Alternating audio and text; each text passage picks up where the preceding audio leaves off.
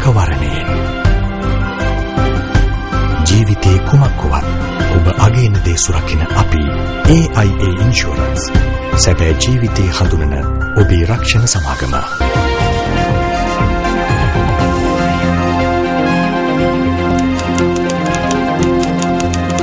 News First රාත්‍රී 7 ප්‍රවෘත්ති සිරස්තල.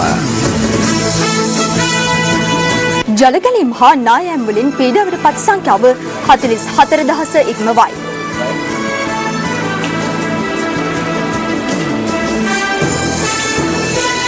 දිස්ත්‍රික්ක 6ක නායම් අනතුරක් වීම හෙට පෙරවරු 10:30 දක්වා දීර්ඝ කෙරේ.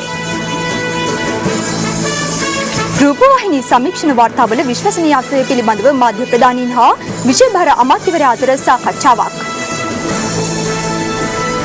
ඒ කරන කණ්ඩායම මුදලට එහෙම නැත්නම් පෞද්ගලික හිතවත්කමට නැමිලා ආයතනයක් ඉස්සරහට අරන් තව ආයතනයක් පස්සට ගැනීම වාගේ වැඩ සිදු වුණොත් ඒක විසින් විශ්වසනීයත්වයට විශාල හානියක් සිදු වෙනවා. තංගල්ල බස් නැවතුම්පලේදී පෞද්ගලික බස් කොන්දස්තරවරයෙකු ඝාතනය කරේ. තවත් පුවත් රැසක් දැනගන්න ප්‍රවෘත්ති මැදිරියට යමු යමු. ආයිබෝවන් නිවුස් ෆස්ට් රාත්‍රී 4 ප්‍රධාන ප්‍රවෘත්ති ප්‍රකාශය සමගින් මම අනුත් ප්‍රතිකාරණාවක්. මම තෂ්මා කුමරන් පෙරවා. දිවයිනේ මේ දිනවල පවතින කාලගුණ තත්ත්වය පිළිබඳව නිවුස් ෆස්ට් අප නිරන්තරයෙන් ඔබව දැනුවත් කළා. අද දිනේ පැවති තොරතුරු සහ ඉදිරි කාලගුණ තොරතුරු ඔබ වෙත ගෙනෙන්නට ප්‍රවෘත්ති අංශයේ සිට රොෂාන් වටවල සූදානම්. රොෂාන්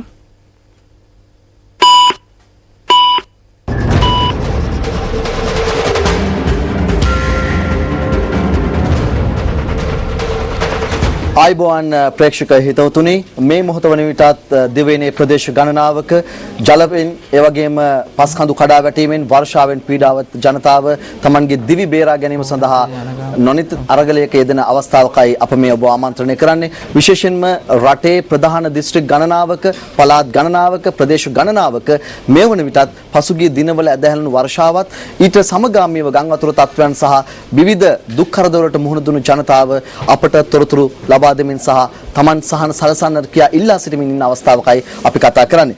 විශේෂයෙන්ම කළුතර, වේගඟ, පැලන්ගඟ, මගුරුගඟ, බෙන්තර ගඟේ ජල මට්ටම් ඉහළ යාම, ඒකම විදුලිය දුරකථන විසන්ධි වීම, ජල සැපයුම් අඩාල වීම, පාදුක්කේ පුස්වැලියේ පිටාර ගැලීම්, ඒකම රත්නපුර, කලවාන, බලංගොඩ වැනි ප්‍රදේශවල හැටන් ප්‍රදේශයේ විමල සුරේන්ද්‍ර ජලාශය වාන් දැමීම, මාඋසා කැලේ, ලක්ෂපාන, කාසල්රි ජල මට්ටම් ඉහළ යාම මේ සමස්තයක් එක්කම මේ වන විට රටේ දැඩි ජනතා පීඩාවට පත් වෙලා තිබෙනවා. මේ නිසා අප සමස්ත සියලු අවස්ථාවන් ආවරණය වන පරිදි තොරතුරු ගෙනෙන්නට සූදානම් සිටිනවා.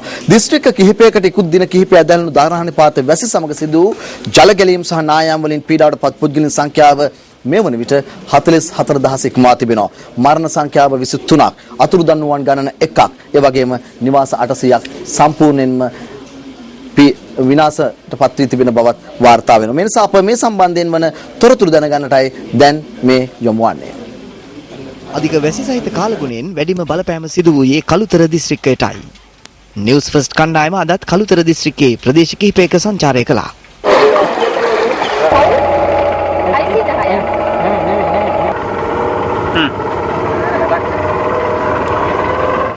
ගම්මාන කිහිපයක අවතැන් වූ ජනතාවට අද දහවල් ආහාරය සූදානම් කෙරුණේ ප්‍රදේශයේ විහාරස්ථානයකදී.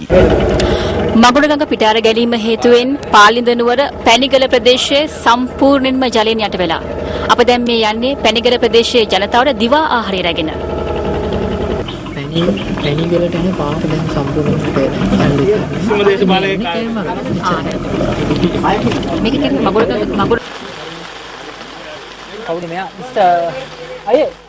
පැණිගල, ඇටඹගොඩ, මගුරුගොඩ, පැලෑන ඇතුළු ගම්මාන කිහිපයක ජනතාවට මේ ආහාර බෙදා හැරුණා.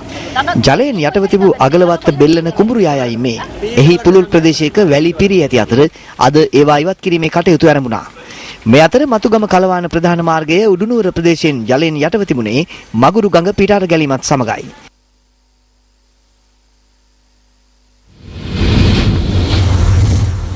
කළුගඟ ආශ්‍රිත මාර්ග රැසක් අදත් ජලයෙන් යට වී තිබූ අතර කළුතර හොරණ මාර්ගයේ ජලයෙන් යටවීමෙන් වාහන ධාවනය අඩාල වුණා.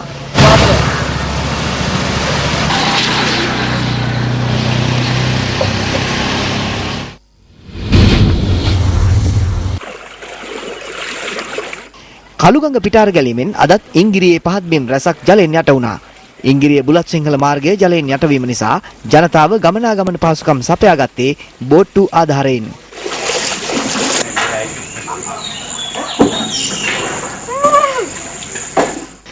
මේ හොරණ මතුගම ප්‍රධාන මාර්ගය බැල්ලපිටිය ප්‍රදේශයේදී ජලයෙන් යටව තිබූ ආකාරයයි.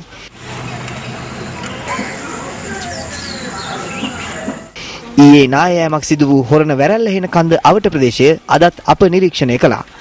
අප ප්‍රාදේශීය වාර්තාකරු පැවසුවේ නායෑම් හේතුවෙන් නිවාස 15කට පමණ හානි සිදුව තිබෙන බවයි.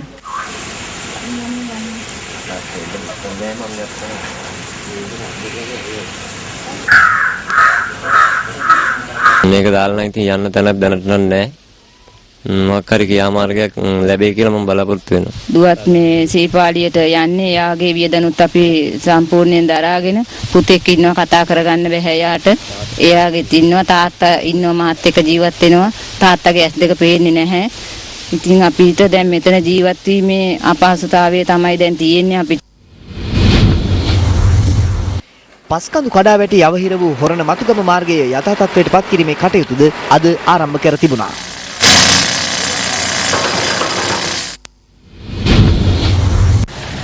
කැලණි ගඟ පිටාර ගැලීම හේතුවෙන් මල්වාන ලක්ෂපාන මන්සන්දියේදී දෙකටන කොළඹ ප්‍රධාන මාර්ගයේ ජලයෙන් යට වුණා.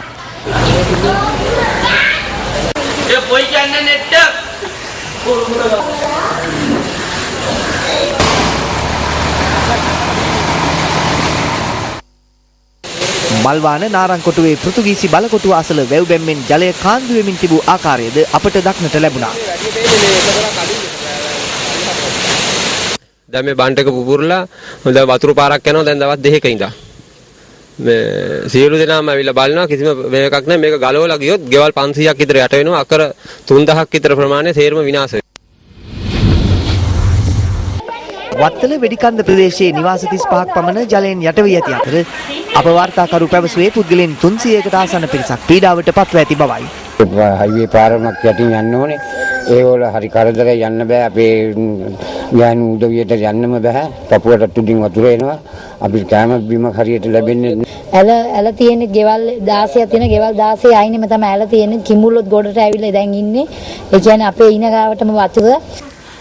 මම මේ සිටින්නේ ගම්පහ වත්තල මාබෝල ප්‍රදේශයේ දින තුනක අධික වර්ෂාව නිසා ගෙවල් 52ක් යට වෙලා තියෙනවා මේ ප්‍රදේශයේ ජනතාව දැඩි අපහසුතාවයකට ලක් වෙලා තියෙනවා. මම නිවුස් පොස්ට් වෙනුවෙන් UK ප්‍රේම්ලාල් වත්තල මාබෝල සිට. ජලගැලීම් නිසා නිවාස අහිමි වූ පවුල් 23ක පුද්ගලයන් වත්තල වැලිකඩ මුල්ල ශ්‍රී සිද්ධාර්ථ විද්‍යාලයේ తాවකාලිකව නැවතී සිටිනවා.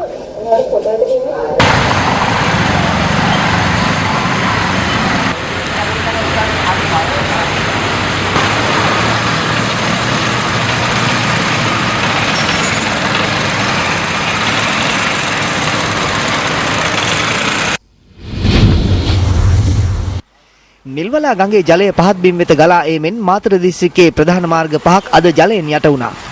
අකුරැස්ස මාතර, අකුරැස්ස කමරුපිටිය, අකුරැස්ස සීමලාගොඩ, අකුරැස්ස කද්දුව සහ අකුරැස්ස බංගම යන මාර්ග ජලයෙන් යටව තිබූ අතර ඒ හේතුවෙන් එම මාර්ගවල හා යාබද අතුරු මාර්ගවල ගමනාගමනයට බාධා එල්ල වුණා.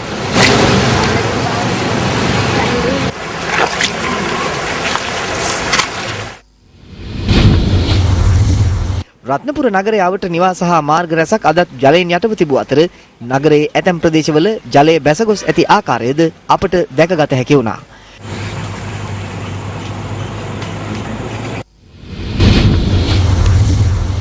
බලංගොඩ ප්‍රදේශයටද අදත් වැසි ඇද හැලුණු අතර ගම්මාන කිහිපයක් ජලයෙන් යටව තිබෙනවා. වලේගොඩ වතුකාර කන්ද ප්‍රදේශයේ නිවසකට පස් කන්දක් කඩා වැටීම හේතුවෙන් 17 හැවිරිදි සහ 24 හැවිරිදි තරුණයන් දෙදෙනෙකු මිය ගියේ ඊයේ අලුයමයි. පස්කන්දට යට වූ ඔවුන්ගේ දේහ ඊයේ රෝහල වෙත රැගෙන යාමටද ඉතා අසිරු වූ බව අප වාර්තාකරු පැවසුවා. ඔහු ප්‍රකාශ කළේ ප්‍රධාන මාර්ගයට ස්ථාන කිහිපයකදී පස්කඳු සහ විදුලි රැහැන් කඩා වැටීම නිසා මෙම තත්ත්වය උද්ගත වූ බවයි.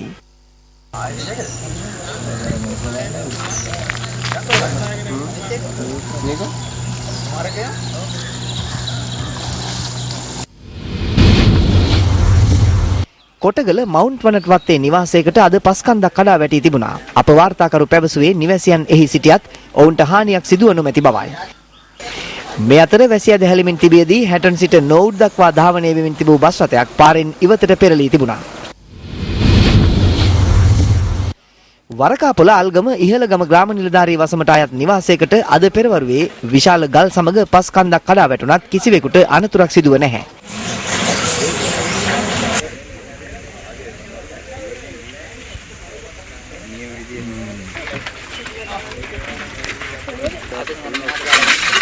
විස්සක් විතර එනවා මේ ඉඩම අරගෙන ඉඩම ගේ හදාගෙන ඉතින් අපි හිතුවේ නෑ ඔහොම පස් කන්දක් ඇවිල්ලා අපේ ගේ යට වෙයි කියලා. අධික වැසි සමග තලංගම ප්‍රදේශයේ කළුගල් බැම්මක් කඩා වැටි වයස්ගත අඹුසැමි යුවලක් මිය යාමේ සිද්ධිය සම්බන්ධයෙන් අද පෙරවරුවේ අත්අඩංගුවට ගැනුණු යාබද නිවසේ පදිංචි වෛද්‍යවරයා හෙට දක්වා ආරක්ෂිත බන්ධනාගාරගත කෙරුණා. ඒ තලංගම පොලිසිය විසින් ඔහු කඩුවෙල මහේස්ත්‍රාත්වරයා හමුවට ඉදිරිපත් කිරීමෙන් අනතුරුවයි. යාබද නිවසේ ආරක්ෂාව සඳහා අනාරක්ෂිත ලෙස ඉදිකර තිබූ කළුගල් බැම්ම වැසි අතරතුර කඩා වැටීමෙන් මිය ගියේ 62 හැවිරිදි මවක් සහ 72 හැවිරිදි පියෙක්. හොඳයි අප දැන් බලාපොරොත්තු වන්නේ කැලණි ගඟේ ජල මට්ටමේ තත්ත්වයන් පිළිබඳව සොයා බලන්නට අපට හැකියාව තිබෙනවා සජීවීව ඒ හා සම්බන්ධ වන්නට. විශේෂයෙන්ම අපි කලින් සඳහන් කළා වගේම ගංගා කිහිපයක්ම පිටාර මට්ටමට පැමිණ තිබෙනවා. පෙර දින ඇදහැරුණු වර්ෂාවත් සමග ගම් උතුරා යනට නියමිතව තිබෙනවා. ඒ නිසා අප බොහෝ දෙනාගේ වැඩි අවධානයත් වැඩි පිරිසක් ජීවත් වන්නේත් මේ කැලණි ගඟේ දෙපස. මේ නිසා කැලණි ගඟේ ජල මාපකයේ පිහිටා තිබෙන්නේ කොළඹ තොටලඟ නාගලගම් වීදියේ. මේ නිසා අපට පුළුවන් දැන් නාගලගම් වීදියට යන්නට. එහි සිටින අප මාණ්ඩලික වාර්තාකරු ගිහන් උද්‍යෝග ලයිව් ඩිජි තාක්ෂණය ඔස්සේ. ගිහන් ඔබට අපේ ආයිබෝන් කියා බහ සම්බන්ධ වෙනවා. අපි දැනගන්නට කැමති ඔබ ඉන්න ස්ථානයේ දැන් තත්ත්වය කෙමදුද කියා. ජලමාපකයේ ඇති ස්ථානයේ සිටයි. මෙහි ජලමාපකයේ අගය දක්වනවා අඩි 4ක් ලෙස. මේ පිළිබඳව විමසීමට මා සම්බන්ධ කරගත්තා ජී.කේ පද්මකීර්ති මහතා කොළඹ කලාපයේ බාර වාරි මාර්ග අධ්‍යක්ෂකතුමන්. පද්මකීර්ති මහත්මයා මෙම අඩි 4ක මට්ටම මොන වගේ තත්ත්වයක්ද? ගම් උතුර ඇතිවීමේ තත්ත්වයක්ද අඩුවීමේ තත්ත්වයක්ද? කැලණි ගඟේ නාගලගම් වීදියේ ජලමාපකයේ අඩි 5 මට්ටම සුළුගම් වතුර තත්ත්වයන්. නමුත් මේ වන විට අද දිනය ඇතුළත 4.7 සිට 4 දක්වා පහත වැටීමක් තියෙනවා. ඒ කියන්නේ ගම් වතුර තත්ත්වයේ අඩුවීමක් තියෙනවා. අඩුවීමක් තියෙනවා. ඒ වගේම තමයි රංජිත් මහත්මයා කළුගඟේ තත්ත්වය කෙසේද? කළුගඟේ රත්නපුර ප්‍රදේශයේ ගම් වතුර තත්ත්වයේ සැලකිය යුතු ලෙස අඩු වෙලා තියෙනවා. නමුත් කළුතර පහත් බිම් ආශ්‍රිතව ගම් වතුර අවදානම තවමත් පවතිනවා. මේ පිළිබඳව එම අවදාන තත්ත්වය අඩු කිරීම සඳහා වාරිමාර්ග දෙපාර්තමේන්තුව විසින් කළුගඟේ මෝය පුළුල් කිරීම කටයුතු සිදු කරමින් පවතිනවා. මේ වෙනුවට තව දුරටත් එම කටයුතු ඒ ආකාරයෙන්ම සිදු වෙනවා. ඒ වගේම ගම්පහ ප්‍රදේශයේ ගංගා ආශ්‍රිතවත් ගම්පහ ප්‍රදේශයේ දූනමලේ ජලමාපකය මේ වෙනුවට මීටර් 5 මට්ටමේ තියෙන්නේ. ඒ කියන්නේ ගම් වතුර අවදානම තත්ත්වය පවතිනවා. මේ කාලගුණ තත්ත්වය පැවතුනොත් තව දින කිහිපයක් එම තත්ත්වයම පවතී කියලා අපි බලාපොරොත්තු වෙනවා. ඒ වගේම තමයි අපි තොරතුරු විමසා බැලුවා වාරිමාර්ග දෙපාර්තමේන්තුවෙන් ගින්ගඟේ සහ නිල්වලා ගඟේ ගින්ගඟේ බද්දේගම ප්‍රදේශයේ සුළු ගම් වතුර වැඩිවීමේ තත්ත්වයක් දක්නට ලැබෙනවා. ඒ වගේම පිටබැද්දර නිල්වලා ගඟේ ආශ්‍රිතව පිටබැද්දර සහ පානදුගම ප්‍රදේශවල ගම් වතුර අඩු වෙමින් පවතින තත්ත්වයක් තමයි වාර්තා වෙන්නේ. නමුත් සම්පූර්ණයෙන්ම ගම් වතුර පහ වී නැති බව තමයි වාරිමාර්ග දෙපාර්තමේන්තුව අප සමග ප්‍රකාශ කළේ. ප්‍රශාන්ත් ස්තුතියි. ඒ අපහා සම්බන්ධන ගිහන් උද්‍යෝග අප මාණ්ඩලික වාර්තාකරු. කළුතර කෑගල්ල රත්නපුර ගාල්ල බදුල සහ නුවරඑළිය දිස්ත්‍රික්ක සඳහා නායම් අවදානම සම්බන්ධයෙන් නිකුත් කර තිබූ අනතුරුංගවීම් හෙට පෙරවරු 10:30 දක්වා දීර්ඝ කර තිබෙනවා. අප ඒ සම්බන්ධයෙන් තොරතුරු විමසුවේ ගොඩනැගිලි පර්යේෂණ සංවිධානයේ නායම් අධ්‍යයන හා අවදානම් කළමනාකරණ අංශයේ අධ්‍යක්ෂ ආර්.එම්.එස්. බණ්ඩාර මහතාගේ. අනතුරුංගවීම ඊයේ දිනේදී ඊයේ දින රාත්‍රී කාලේදී වර්ෂාව ගොඩක් වෙලාට අඩු වෙලා තිබ්බා මේ ප්‍රදේශවලට. නමුත් නායකගේ ස්ථාන සහ නාය යමින් පවතින ස්ථානවල අපදා තත්ත්වය තාම විතර පවතිනවා. ඒ වගේම මේ අවදානම් තත්ත්වය එසේම පවතිනවා. මේවා සැලකිල්ලට අරගෙන ඉදිරි පැය 24 කාල පරිච්ඡේදයක් සඳහා එම නිවේදනයම ඊයේ නිකුත් කර නිවේදනයම අද උදේ 10:30 ඉඳන් හෙට 10:30 දක්වා දීර්ඝ කිරීමක් ජාතික ගොඩනැගිලි පරීක්ෂණ සංවිධානය සිදු කළා. පවතින කාලගුණ තත්ත්වය සහ ඉදිරි වෙනස් වීම් පිළිබඳව කාලගුණ විද්‍යා දෙපාර්තමේන්තුව ඇතුළු පාර්ශ්ව කිහිපයකින්ද නිවුස් ෆස්ට් අදහස් විමසුවා. නීති දිග මෝසම ස්ථාපනය වේවි. ඉතින් ඒකත් එක්කම අපිට කොහොමත් අපි සඳහන් කරන නීති දිග ප්‍රදේශයේ මධ්‍යම සබරගම බස්නාහිර පළාත ඒ වගේම ගාල්ලමාතර දිස්ත්‍රික්කවල තවදුරටත් වැසි බලාපොරොත්තු වෙන්න පුළුවන්. සාමාන්‍යයෙන් මෝසම දුර්වල වුණොත් තමයි ඌව සහ නැගින්න පළාතල අපිට ගිගුරුම් සහිත වැසි බලාපොරොත්තු වෙන්න පුළුවන් වෙන්නේ. දැනට ස්ථාන කීපයක ඒ වගේ තත්ත්වයක් ඇතිවීමේ හැකියාව දැනට තියෙනවා. නීති දිග වෙරළට ඔබ්බෙන් මුහුදු ප්‍රදේශය අපි ගත්තාම පුත්තල මිල්ල ගාල්ලාරා මාතර දක්වා වෙරළට ඔබ්බෙන් මුහුදු ප්‍රදේශය දැන් වාරකම් කාලේ. ඉතින් ඒ නිසා කොහොමත් මේ දිනවල දීවර කටයුතු වල දෙනවා නම් මේ ඉදිරි දින ඉදිරි වකවානුවලදී විශේෂයෙන්ම ඒ ගැන විශේෂ සැලකිල්ලකින් තමයි මේ කටයුතු කරගෙන යන්න වෙන්නේ. இந்த අයනවලය ප්‍රදේශத்தை பொறுத்தவரையில் නිවර්තන කලාපයේ ඇතිවන කාලගුණ විපර්යාස විටින් විට වෙනස් වෙනවා. විනාඩි 15කට පස්සේ මොන වගේ තත්ත්වයක් පවතිනවාද කියලා ස්ථිරවම කියන්න බෑ. ප්‍රදේශයේ උෂ්ණත්වය වැඩි වෙනවා, කැළඹිලි ඇති වෙනවා, සුලිසුලන් ඇති වෙනවා, තරංග පවතිනවා. මෙවැනි දේ නිසා වෙනස් වෙනවා. ඒ නිසා කාලගුණ අනාවැකි කියන්න අපහසුයි. වලාකුළු යම් ප්‍රදේශයකට එනකොට වැසි ඇති වෙන්න පුළුවන් කියලා කියන්න පුළුවන්. හැබැයි කොහොමද වහින්නේ කියලා කියන්න බෑ.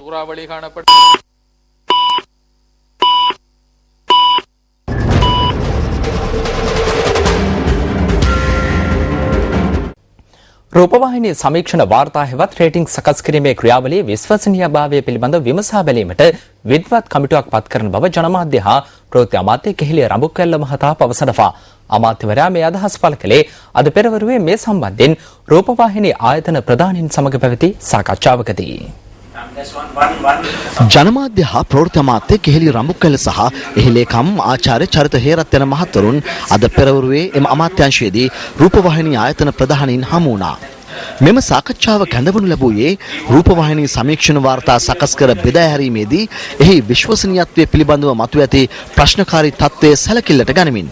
මෙම සාකච්ඡාවේදී ඇතැම් රූපවාහිනී මාධ්‍යායතන ප්‍රධානීන් පෙන්වා දුන්නේ රූපවාහිනී වැඩසටහන් වර්ගීකරණ සමීක්ෂණ වාර්තා සකස් කිරීමේදී භාවිත කරන මිනුම් දඬුවල විශ්වසනීයත්වය සම්බන්ධයෙන් ගැටලු ඇති බවයි. එබැවින් මතභේදාත්මක තත්ත්වයට පිළියමක් යොදන තෙක් වත්මන් සමීක්ෂණ වාර්තා සකස් කිරීම අත්හිටුවන්නයි ඔවුන් ඉල්ලීමක් කළා. පළමුවෙන් අපි ශේෂ්ත්‍රයේ සිටින පුද්ගලයන්ගෙන් සමන්විත කමිටුවක් පත් කරනවා. අදාළ ක්‍රමයේ විශ්වසනීයභාවය පිළිබඳව අපට නිශ්චිත චිත්‍රයක් ලබා දිය හැකි පුද්ගලයන් ඊට යොදනවා. මේ ලෝකේ පුරා භාවිත වුණත් දේශීයව ගත්තම අපේ රටේ කොහොමද ඒ සිදුවෙන්නේ කියලා සොයා බලන්න. මෙම සාකච්ඡාව පිළිබඳව ජනමාධ්‍ය හා ප්‍රවෘත්ති අමාත්‍යාංශ ලේකම් ආචාර්ය චරිත හේරත් මහතාද අදහස් පළ කළා. මේ මාධ්‍ය සමීක්ෂණ වැඩසටහනේ තිබෙන විශ්වසනීයත්වයේ විවෘතභාවය බරපතල ගැටලු පහුගිය කාලේ ඇති වෙලා තිබුණා. සමහර මාධ්‍ය ආයතන දිගින් දිගටම ප්‍රශ්න කරලා තිබුණා තමන්ගේ මාධ්‍ය ආයතනයේ වැඩසටහන අර රේටිං වල නැත්නම් 1 2 3 ඉඳලා එක එක තැන් වලට වැටීම සමහර අවස්ථාවල සාධාරණ නැහැ කියලා.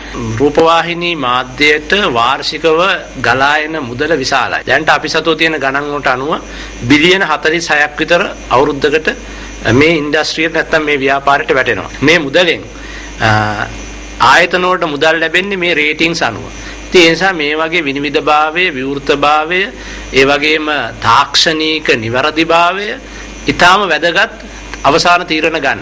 රජයෙන් වෙනස් කොම්පැනියක් දාලා රේටින්ග්ස් හදන්න අපේ අදහසක් නැහැ. අපි බලාපොරොත්තු වෙන්නේ පෞද්ගලික අංශයෙන් මේ සිදු කළ යුතුයි කියලා. හැබැයි ඒ කරන කණ්ඩායම් මුදලට එහෙම නැත්නම් පෞද්ගලික හිතවත්කමට නැමිලා ආයතනයක් ඉස්සරහට අරන් තව ආයතනයක් පස්සට ගැනීම වාගේ වැඩ සිදු වුණොත් ඒක විසින් විශ්වසනීයත්වයට විශාල හානියක් සිදු වෙනවා. සාකච්ඡාවේදී එළඹි තීරණ පිළිබඳව ලේකම්වරයා අදහස් පළ කළා. අපි හැමදෙනාම එකඟ වුණා ඉදිරියේදී විශේෂයෙන්ම විශ්වවිද්‍යාල වාගේ මේ තාක්ෂණික බුද්ධිමය ආයතනයකින් මේ දැනට කරගෙන යන රේටිං සම්බන්ධ ක්‍රමවේදය ගැන වාර්තාවක් ලබා ගන්න. ඒ වගේම දෙවනුව අපි එකඟ වුණා අපේ ආයතන සියල්ලම පෞද්ගලික රජයන්සේ ආයතන සියල්ලම මේ රේටිං කරන කම්පැනිස් එක්ක විවෘත සාකච්ඡාවක් කරන්න. තුන්වෙනිව අපි බැලුවා ලෝකේ අනිත් රටවල් කොහොමද මේක කරන්නේ කියන එක පිළිබඳව යම් අධ්‍යයනයක් කරන්න. ඒ වගේම අපි හතරවෙනිව කල්පනා කළා මේ රේටිං කරන එකෙත් යම් තරඟකාරීත්වයක් හැදුනොත් හොඳයිද කියලා.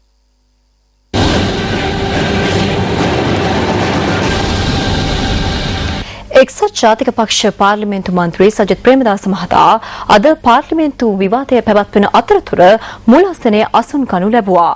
කතානායක නියෝජ්‍ය කතානායක හෝ නියෝජ්‍ය කාර්ක සභා සභාපතිවරයා පාර්ලිමේන්තුවේ නොමැති අවස්ථාවක මන්ත්‍රීවරයෙකු මුලස්සනේ අසුන් ගැනීම සිදුවනවා.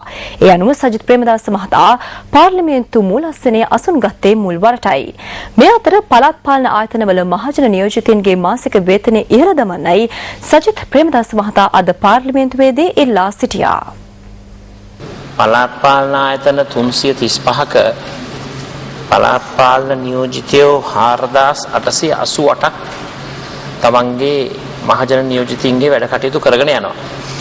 පොදු ජනතාවට සමීපතම මහජන නියෝජිතින්ට ඉතාමත්ම සොච්චං වේතනයක් සහ පහසුකම් ප්‍රමාණයක් ලැබෙන මොහොතක පරිණත ජනතා සේවාවක් ඉෂ්ට කිරීම උදෙසා මේ අයට ලබා දෙන පහසුකම් වැඩි කරන්නට ඔබලාගේ රජය කටයුතු කරනවා. දැන් ඉදිරියේදී අපි කොට්ටාස ක්‍රමය අපි ගේන්න බලාපොරොත්තු වෙනවා. ඒ කොට්ටාස ක්‍රමයත් එක්ක පළාත් පාලන ආයතන නියෝජිතයන්ට මේ වැඩ කටයුතු කරන සීමාව මේ ඉතාමත් පොඩි සීමාවක තමයි වැඩ කටයුතු කරන්න වෙන්නේ. ඒ නිසා මම හිතන්නේ ඒක පැන නගින්නේ නැහැ. නමුත් ඉදිරියේදී අපි අත් වශයෙන්ම මේ පළාත් පාලන ආයතන වල මේ නියෝජිතයන්ට යම් මේ දීමනා වැඩ කිරීම කරේ අපේ අවධානය අපි යොමු කරලා තියෙනවා. 2011 සහ 2012 වර්ෂවල ව්‍යාජ වෙළඳපොළක් නිර්මාණය කිරීම පිළිබඳ විමර්ශනය අවසන් කර ඇති බව අද පාර්ලිමේන්තුවේදී හෙළිවුණා. ඒ එක්සත් ජාතික පක්ෂ මන්ත්‍රී රවි කරුණානායක මහතා කළ ප්‍රශ්න කිරීමකදී 2011 වර්ෂය තුලදී සිදු කරන ලද ව්‍යාජ වෙළඳපොළක් නිර්මාණය කිරීම පිළිබඳව සැකයට භාජනය වූ ගනුදෙනු සම්බන්ධයෙන් සිදු කරන ලද සියලු විමර්ශන මේ වන විට අවසන් කර ඇත. මේ 2012 ගැන අහනවා. විමර්ශන 8ක් සමග එක් විමර්ශනයක් ලෙස සිදු කරන ලදී. ව්‍යාජ වෙළඳපොළක් නිර්මාණය කිරීම පිළිබඳව සැකයට භාජනය වූ ගනුදෙනු සම්බන්ධයෙන් සිදු කරන ලද විමර්ශනයේදී ආයෝජන උපදේශකයින් සිව් දෙනෙකුට ලිඛිත අවවාද නිකුත් කරන ලද අතර එම අවවාද ප්‍රසිද්ධියට පත් කරන ලදී. නමුත් ඔබතුමා හිටපු මුදල් ඇමති වශයෙන් මෙවැනි කටයුත්තක් තුළින් අද කොටස් වෙළඳපොළ මීට වැඩිය ඉදිරියට ගෙනියන්න බැරි වන්නේ මෙවැනි කරුණු නිසා කියන එක පිළිගන්නේ නොවේද? ලෝකයේම තියෙන මේ කොටස් වෙළඳපොළවල් වල යම් යම් අක්‍රමිකතාව වෙනවයි කියලා චෝදනා ලැබෙනවා. එතකොට ඒ නෛතික ස්ථාපිත ආයතනය ඒක පරීක්ෂා කරලා බලනවා. ඒ අනුමානය කරන ලද ක්‍රියාවේ බරපතලකම අනුව විවිධ තීරණ ගන්න පුළුවන් ඒ තීන්දුව ගන්න අයට. ඉතින් ඒ අනුව තමයි මේ තීන්දුව අරගෙන තියෙන්නේ. මම ඔබතුමාත් එක්ක එකඟ වෙන්නේ නැහැ අපේ ඒ වෙළඳපොළ ගැන අවිශ්වාසයක් තියෙනවා කියලා බලන්න වෙළඳපොළ නගින හැටි. ප්‍රජාතන්ත්‍රවාදී පක්ෂයේ ඡන්ද පදනම පිළිබඳව අද පැවති උත්සවයකදී එම පක්ෂයේ නායක සරත් ෆොන්සේකා මහතා අදහස් පළ කළා. ලක්ෂ 10ක වවන ඡන්දයක් අව탁සේරු කරන්න බෑ. මහමැතිවරණයකට ගියත් ජනාධිපතිවරණයකට ගියත් අපගේ ශක්තිය කාටවත් අමතක කරලා ඉදිරියට යන්න බෑ.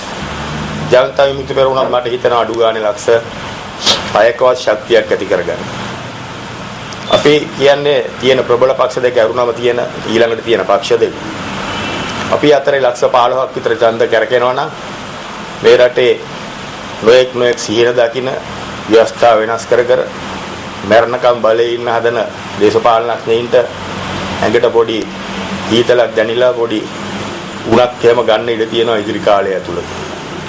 ඒගොල්ලොන්ට හිතන සුරංගනා ලෝක හිතන බලය ඒක රාශි කිරීම ඒව කරන්න හම්බෙන්නේ නැහැ. අපි වටා එකතු වෙන ජනතාව අමතක කරලා. කෝට්ටේ පක්ෂ මූලස්ථානයේ පැවති මෙම උත්සවයේදී ඌව පළාත නියෝජනය කරන ප්‍රජාතන්ත්‍රවාදී පක්ෂයේ සමහා ආසන සංවිධායකවරුන් 18 දෙනෙකුට සහ පළාත් සභා අපේක්ෂකයන් 4 දෙනෙකුට පත්වීම් ලිපි පිරිනැමුණා.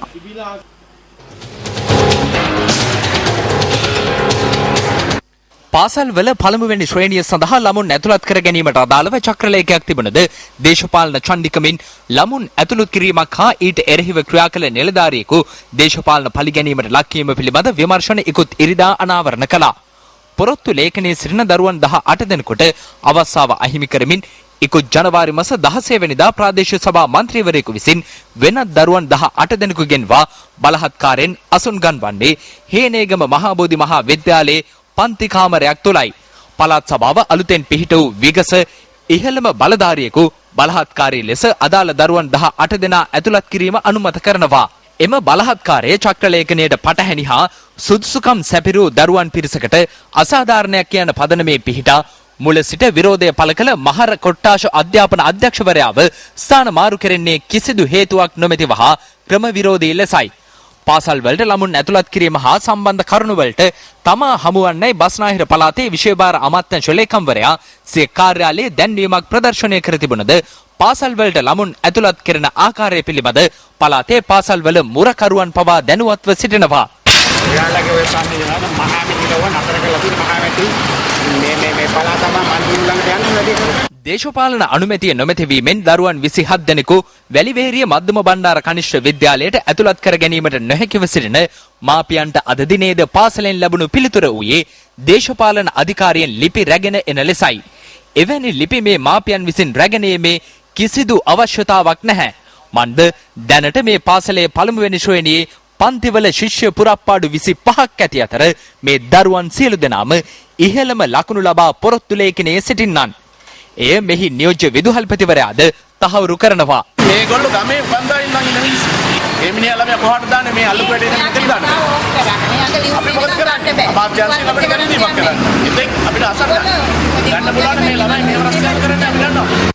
කෙසේ වෙතත් මේ මාපියන් අද පාසල වෙත පැමිණීම හමුවේ නියෝජ්‍ය විදුහල්පතිවරයා පොලිසිය කැඳවීමට වග බලා ගත්තා.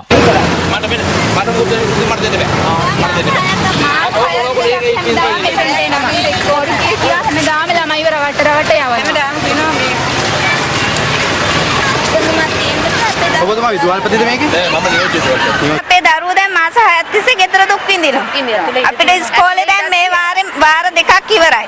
දරුවන්ට කිසිම සහනයක් නැහැ. අපිට කොහොම හරි සහනයක් අදා දෙන්න කියලා අපි කියන්නේ. දරුවන් පාසලකට ඇතුළත් කර ගැනීමත් තීරණය වන්නේ දේශපාලඥයන්ගේ නිර්දේශ මත නම් මෙබඳු දැන්වීම් අලවාගෙන සිටීමෙන් පළක් තිබේද? බස්නාහිර පළාත් අධ්‍යාපන අමාත්‍යාංශ ලේකම්තුමනි මේ ඔබේ අවධානය පිණිසයි. දඹුල්ල ප්‍රාදේශීය සභාවේ ඒකමාතික තීරණයකට අනුව සිරස මාවත ලෙස නම් කිරීමට නියමිත සීගිරියේ ටීපී තෙන්නකෝන් මාවතේ පිහිටි අතුරු මාර්ගය ප්‍රතිසංස්කරණය කිරීමේ දෙවන අදියර අද ආරම්භ කෙරුණා. සිරස මාවත ලෙස නම් කිරීමට නියමිත මෙම මාර්ගයේ ගල් ඇතිරීමේ කටයුතු අද ආරම්භ කෙරුණේ දඹුල්ල ප්‍රාදේශීය සභාවේ සභාපති කේ.ජී. සෝමතිලක මහතාගේ ප්‍රධානත්වයෙන්.